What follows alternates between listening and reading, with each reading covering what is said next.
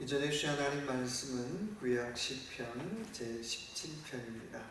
구약 812페이지입니다. 시편 17편 우리 1절에서부터 보겠습니다. 1절에서부터 보겠습니다. 1절에서부터 우리 9절까지만 읽고요. 나머지는 나중에 읽겠습니다. 9절까지 우리 한 절씩 나누어서 교독하겠습니다. 여호와여 의의 호소를 들으소서. 나의 부르짖음에 주의하소서. 거짓되지 아니한 입술에서 나오는 나의 기도에 귀를 기울이소서. 주께서 나를 판단하시며 주의 눈으로 공평함을 살피소서. 주께서 내 마음을 시험하시고 밤에 내게 오시어 나를 감찰하셨으나 흠을 찾지 못하셨사오니 내가 결심하고 입으로 범죄하지 아니하리다. 사람은 서로 논하면 나의 주의 입술의 말씀을 따라 스스로 상대에서 부악한 자의 길을 가지 아니하였사오며 나의 걸음이 주의 길을 굳게 지키고 실족하지 아니하였나이다. 하나님이여 내게 응답하시겠으므로 내가 불렀사오니 내게 귀를 기울여 내 말을 들으소서. 주께 피하는 자들은 그 일어나 치는 자들에게서 오른손으로 구원하시는 주여 주의 기이한 사랑을 나타내소서. 나를 눈동자같이 지키시고 주의 날개근을 아래에 감추사 내 앞에서 같이 읽겠습니다. 나를 압제하는 악인들과 나의 목숨을 노리는 원수들에게서 벗어나게 하소서. 아멘. 시편 강의 17번째 시간입니다. 주신 말씀 가지고 다윗의 기도의 원칙이라는 말씀의 제목으로 주신 은혜 같이 나누기 원합니다. 오늘 본문의 말씀 제목 보면 다윗의 기도라고 되어 있어요. 구약에서 가장 그래도 기도의 사람을 꼽으라고 한다면 몇 사람 중에 한 사람이 바로 누구예요? 다윗이시죠. 다윗의 인생을 보면 참 많은 어려움이 있었고 고난이 있었지만 가만히 보면 다 어때요? 기도로 이겼던 사람이에요. 어려울 때 그냥 기도로 또 하나 넘어가고 기도로 또 이겨내고 기도로 승리했던 인생이 다윗의 이력입니다. 그런 다윗이 기도했던 그런 다윗의 기도 원칙을 이 시간 같이 한번 나눠보기 원합니다. 자, 첫 번째 1절의 말씀 보니까요. 여호와여 의의 호소를 들으소서. 나의 울부짖음에 주의하소서. 거짓되지 아니한 입술에서 나오는 나의 기도에 귀를 기울이소서. 첫 번째 기도의 원칙이 있다면 세상 소리보다 기도 소리가 더 크게 하라는 거예요.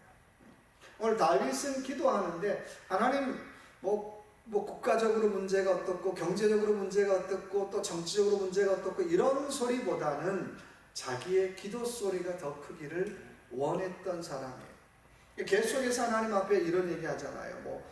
들으소서, 기울이소서 이런 얘기를 어떻게 3번씩이나 반복하고 있어요. 이 얘기는 지금 내가 정치적으로 어렵지만 또 경제적으로 어렵지만 또 환경적으로 어렵지만 하나님 이 소리보다 내가 하나님 앞에 드리는 기도의 소리가 더 크기를 원합니다라고 고백하고 있는 거예요. 세상에서는 누가 왕이에요? 누가 왕이라는 표현보다 누가 잘난 사람이에요? 목소리 큰 사람이 잘난 사람이에요. 근데 하나님 앞에는 누가 잘난 사람이에요? 목소리 큰 사람이 아니라 기도하는 사람이 기도하는 인생이 잘난 인생이에요. 다윗은 하나님 내가 인생에 수많은 어려움이 있지만 그 소리보다는 기도 소리가 더 크길 원합니다. 사는 것 어려워도 기도 소리가 더 크길 원하고 또 사업이 어려워도 내가 기도 소리가 더 크길 원하고 환경이 어려워도 국가적으로 어려워도 내 기도 소리가 더 크길 원합니다라고 다윗은 고백하고 있더라는 거예요.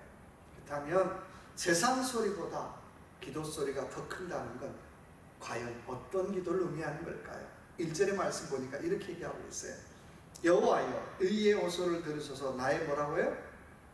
울부짖음에 주의하소서라고 얘기하고 있어요. 쉬운 번역에 보니까 나의 애통하는 기도에 주님 주의하소서라고 얘기하고 있어요. 자, 하나님 앞에 세상 소리보다 기도 소리가 더 큰 기도의 내용 첫째는 뭐라고요? 하나님 앞에 어떤 기도예요? 눈물을 쏟는 기도라는 거예요. 내가 하나님 앞에 기도할 때마다 내가 애통함이 있느냐라고 하는 거예요.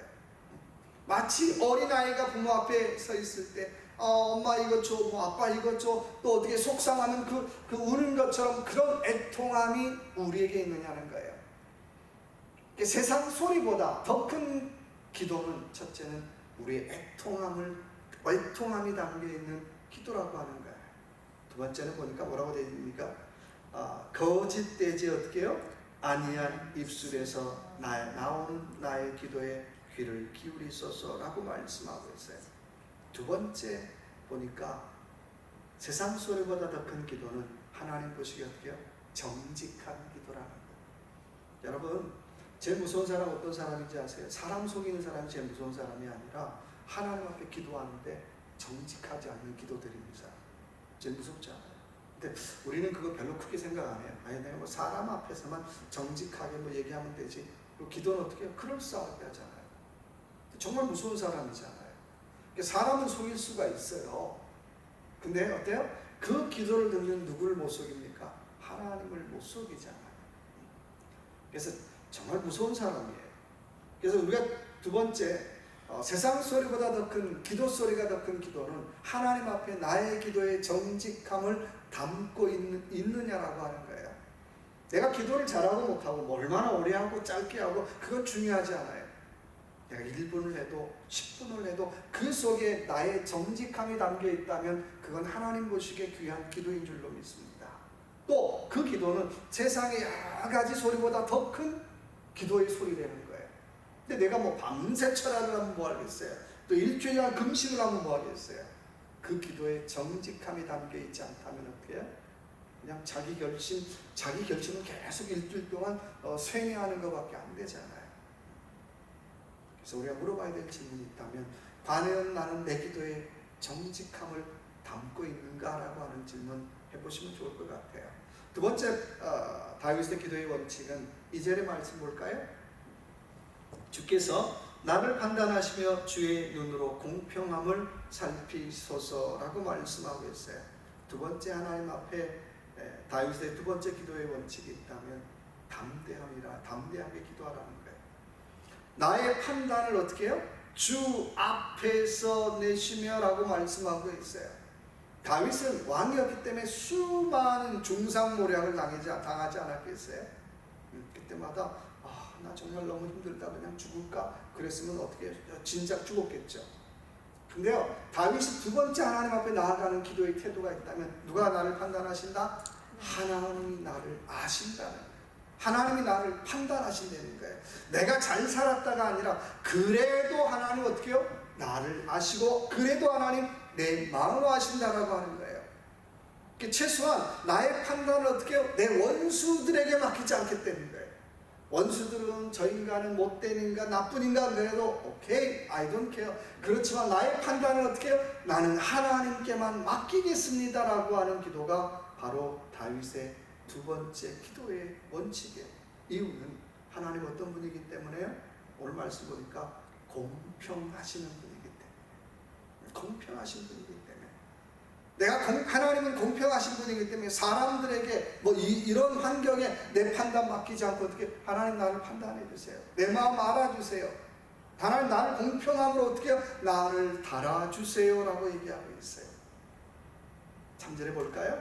자, 주께서 내 마음을 어떻게 해요? 시험하시고 밤에 내게 오시어서 나를 감찰하셨으나 금을 찾지 못하셨사오니 내가 결심하고 입으로 범죄하지 아니하리라. 여기는 밤에 내게 오셔 나를 감찰이라고 얘기하는데 옛날 번역에는 뭐라고 되어 있습니까? 밤에 나를 권고하시고 라고 말씀하고 있어요. 그러니까 하나님 어떤 분이십니까? 하나님 밤마다 나를 어떻게 해요? 권고하시는 분이라는 거예요. 권고라는 말이 뭘까요? 조언이라는 어드바이스잖아요. 이 말은 해봐 부추기는 얘기잖아요. 근데 누가 부추기는 거예요? 하나님께서 그거 해봐 그거 하면 어떻게 해요? 그거 하면 내가 좋아해. 그거 하면 어떻게 해요? 너 잘 될 거야. 그거 하면 어떻게 해요? 이 나라가 괜찮아질 거야. 하나님께서 밤마다 어떻게 해요? 다윗을 어떻게 해요? 부추기더라는 거예요. 여러분 한번 상상해 보세요. 밤에 도둑이 찾아오는 게 아니라 하나님께서 내 마음이 찾아오셔서 너 그거 하면 이 나라가 잘 될 거야. 너 그거 하면 아버지가 기뻐할 거야. 너 그거 하면 정말 백성들이 평안할 거야 라고 하는 그런 조언, 그런 부추김을 당하는 인생 얼마나 행복할까요? 아마 다윗은 밤마다 그런 부추김 때문에 감격이 있었을 것 같아요. 그렇잖아요. 막 벅차오르는 감격. 오, 이거 하나님 되게 좋아하신대. 이거 하면 백성들이 좋아한대. 이거 하면 어떻게 나라가 바로 선대. 밤마다 어떻게 해요? 그 안에 뜨거움이 있었을 것 같아요. 뜨거움. 여러분, 우리 신앙생활에서 그런 뜨거움을 갖고 계십니까? 또 그런 뜨거움을 경험해 보셨습니까? 다른 것이 아니라, 세상의 부추김이 아니라 주의 영이 내 마음에 찾아와 주셔서 영적인 일로 나를 자꾸 어떻게 푸시하고 부추기는 그 부추김. 그것 때문에 내가 잠 못 이루고, 그것 때문에 어떻게 해요? 그것 때문에 내가 감동스럽고, 그것 때문에 내가 정말 열정이 불타오르는, 뜨거움이 불타오르는 그런 밤을 보내보셨습니까? 세 번째 다윗의 기도의 원칙이 있다면 3절의 말씀 보니까 주께서 내 마음을 시험하시고 밤에 내게 오시어서 나를 감찰하셨으나 흠을 찾지 못하였사오니 내가 결심하고 어떻게 해요? 입으로 범죄하지 아니하리라. 세 번째 다윗의 기도의 원칙이 있다면 자기 입술을 어떻게 해요? 지키겠다는. 내가 다른 건 몰라도 내가 기도한 다음에 내 입으로 범죄치 않겠습니다. 여러분, 우리의 손과 발을 묶을 수가 있죠. 근데 이건 어떻게 해요? 묶을 수도 없어요. 또 우리 말도 그런 말 있잖아요. 발 없는 말이 어떻게 해요? 천리가 안 돼. 천리. 손과 발로는 천리 가기가 힘든데 발 없는 말은 천리 어떻게 금방 가는 거예요. 그 위험한 것을 알기 때문에 다윗은 내가 하나님 앞에 내 입술을 지켜 어떻게 해요? 범죄하지 않겠습니다라고 얘기하고 있어요. 그런 거죠. 하나님 앞에 기껏 기도해놓고 뭐 이거 되겠어? 이루어지겠어? 이게 불가능한 일이지. 기도해놓고 괜히 기도했어. 괜히 시간 낭비했어. 여러분, 차라리 기도하지 말든지요. 저도 마찬가지예요. 기껏 기도해놓고 괜히 기도했나? 여러분, 괜히 기도하는 게 어디가 있어요? 괜히 금식하는 게 어디가 있어요? 하나님 앞에는 괜히 하는 게 없더라는 거예요. 바로 다윗은 어떻게 기도할 때마다 어떻게 하나님 내 입술로 범죄치 않겠습니다. 기도한 다음에 어떻게 해요? 내 입으로 내 말로 하나님 김 빼지 않겠습니다. 기도의 김을 빼지 않고 성령의 김을 빼지 않고 하나님 김 빼지 않겠습니다라고 다윗은 고백하고 있더라는 거예요. 여러분, 하나님 얼마나 좋아했을까요? 기도한 다음에 김 빼지 않는 인간 보면 보통은 다 김 빼는 너 김 안 빼네. 그렇잖아요. 성령님 볼 때마다 너 김 안 빼네. 우리가 하나님 앞에 기도했다면 우리의 입술로 김 빼지 말자. 우리 입술로 성령님 김 빼지 말고 우리 입술로 어떻게 해요? 주님의 김을 빼지 않는 그런 저와 여러분의 삶이 되시길 주님의 이름으로 축원합니다. 자, 그렇게 김 빼지 않는 사람은 자 4절 볼까요? 사람의 행사로 논하면 나는 주의 입술의 말씀을 따라 스스로 삼가서 포악한 자의 길을 가지 아니하였사오며. 그러니까 하나님 앞에 기도한 다음에 김 빼지 않는 사람은 오늘 말씀 보니까 어떻게 해요? 거룩한 선택을 해요. 그러니까 자기 입술을 지키는 사람은 거룩한 선택을 해요. 어떤 선택인가요? 나는 강포한 자의 자리에 서지 않겠습니다. 강포한 자. 국어사전을 보니까 성난 사람, 미움이 있는 사람, 야만적인 생각이 있는 사람. 나 이 사람하고 어떻게 해요? 안 어울리겠습니다. 이 사람 앉는 자리에 나 안 앉겠습니다. 이 사람 하는 생각 나 어떻게 해요? 같이 보태지 않겠습니다. 라고 어떻게 해요? 거룩한 선택을 하더라고 하는 것입니다. 여러분, 뱀이 혀가 하나죠. 근데 끝에는 몇 개죠? 혀가요? 두 개죠. 그래서 두 얼굴을 가진 사람, 투페이스를 가진 사람을 뭐라고 비유합니까? 뱀 같은 사람.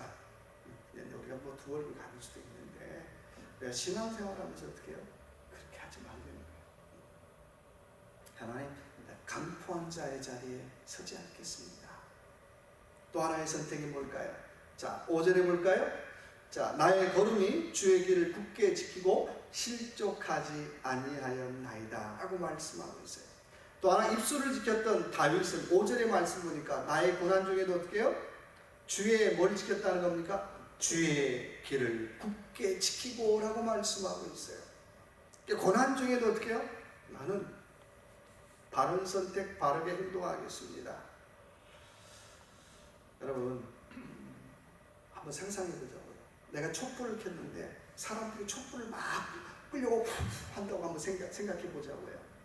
내가 그 촛불 지키기가 쉬울까요? 안 돼. 얼마나 어렵겠어요. 그런 모습과 비슷한 거예요. 오늘 말씀이니까 주의 길을 굳게 지키소서라는 얘기가 있죠. 이 모습은 이런 거예요. 마치 언덕을, 그 마차가, 말이 언덕을 내려갈 때 말고삐를 어떻게 해요? 어떻게 잡습니까? 언덕 내려갈 때 흘러덩 잡으면 가다가 꽉 넘어지잖아요. 말고삐를 단단하게 붙드는 모습하고 똑같은 거예요. 내가 주의 길을 굳게 지키겠다는 건 언덕을 내려가는 그 말 위에서 내가 말을 타는 것처럼 어떻게 고삐를 단단히 지키고 어떻게 해요? 긴장하는 거예요.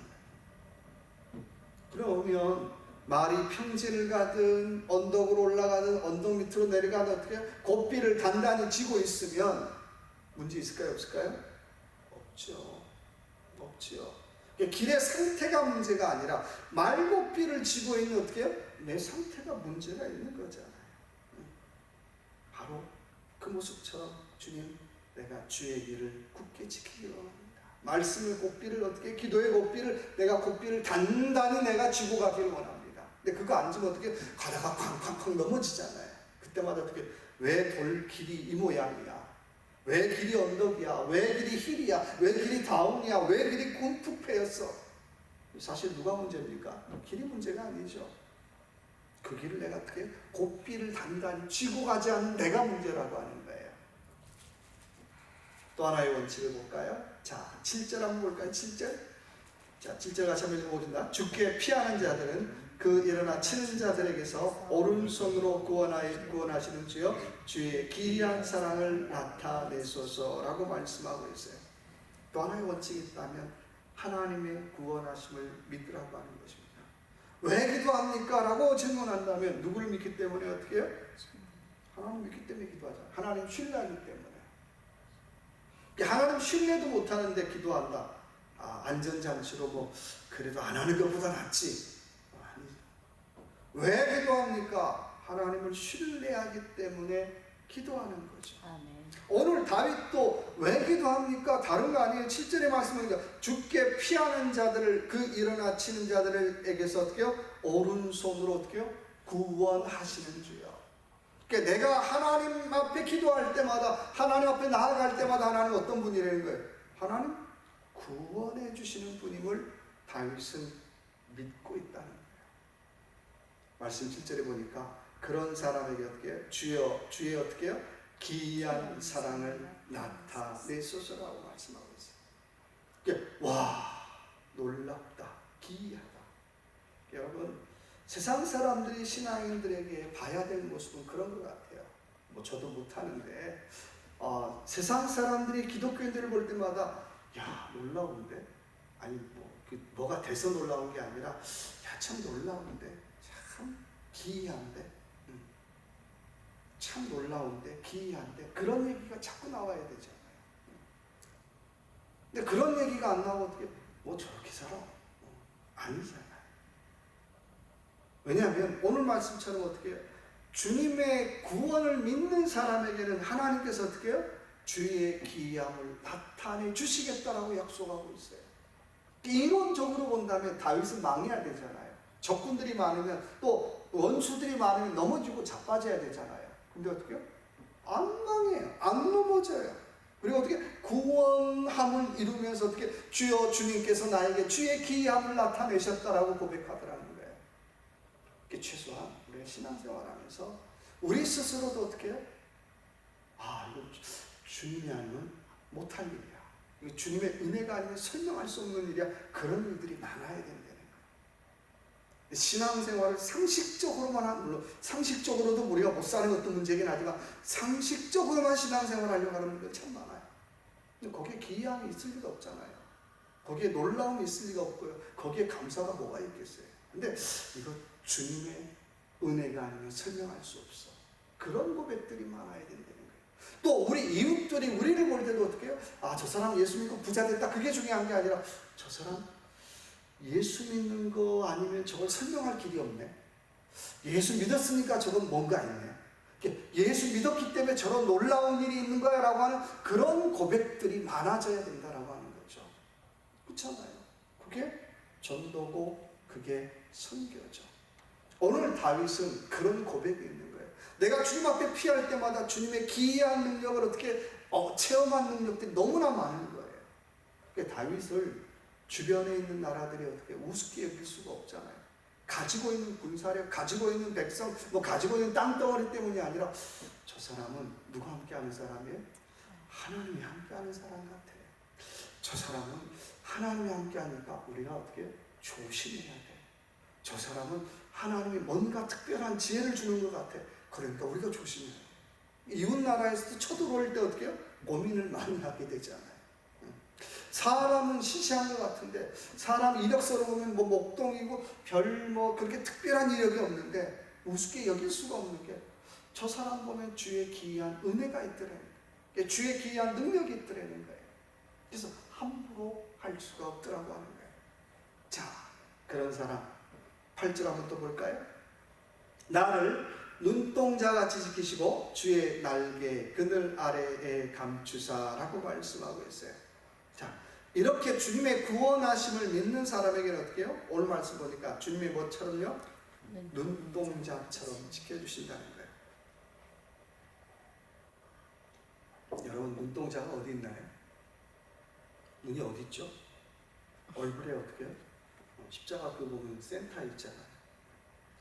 그렇죠? 정중앙에 있어요. 그만큼 귀하다는 거예요. 히브리 말로는 그 눈동자를 눈의 딸이라고 얘기를 해요. 얼굴뼈 중앙에 있어요. 그리고 눈속으로 또 어떻게 다 덮어주잖아요. 이게 가운데 있으면서 사방에서 보호도 받고 지켜도 주는 거. 근데 하나님께서 우리를 그렇게 지켜주시겠다는 거예요. 그러니까 하나님의 구원함을 믿는 사람에게는 주의 어떻게 해요? 오늘 말씀 보니까 나를 눈동자같이 지키시고 주의 날개 그늘 아래 감추사라고 말씀하고 있습니다. 세상에서 제일 행복한 아기는 어떤 아기일까요?